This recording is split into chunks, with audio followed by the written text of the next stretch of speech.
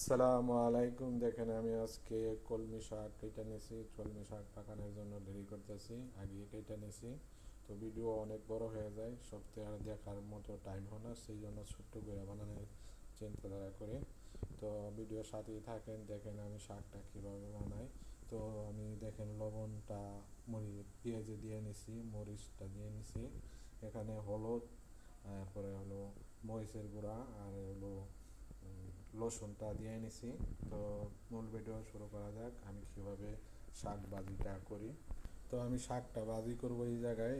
তো আমি পরিমাণ মতো, তো আমার শাক ভাজির তেলটা গরম হয়ে গেছে, আমি রসুনটা দিয়ে নিতেছি। রসুনটা দেওয়ার পর আমি চামচ দিয়ে একটু লাগিয়ে নিতেছি। পরে আমি পেঁয়াজগুলি দিয়ে নিতেছি, পেঁয়াজটা দিয়ে নিচ্ছি, মরিচ পেঁয়াজটা দিয়ে নিচ্ছি। শাকটা ভাজি করার জন্য আমি হলুদ আর মরিচের গুঁড়োটা দিয়ে নিতেছি। তো দেখেন আমি হলুদটা দেওয়ার পরে আমি চামিচ দিয়ে একটু লাইড়া নিতেছি।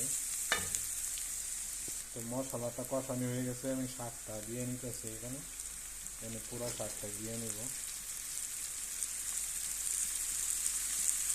তো শাকটা আমি দেওয়ার পরে চামিচ দিয়ে ভালো করে লাইড়া নিতেছি। পরে আমি এটা চাটনি দিয়ে একটু ডাইটা নিব।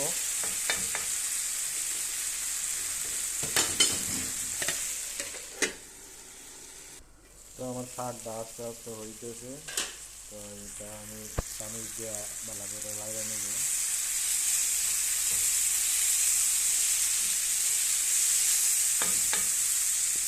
আমার শাক ভাজিটা হয়ে গেছে, আমি চুলা থেকে নামাই নিব। যদি আপনাদের দেখে ভিডিওটা ভালো লাগে, কিছু শিখতে পারেন, তাহলে একটা লাইক কমেন্ট করবেন। আমার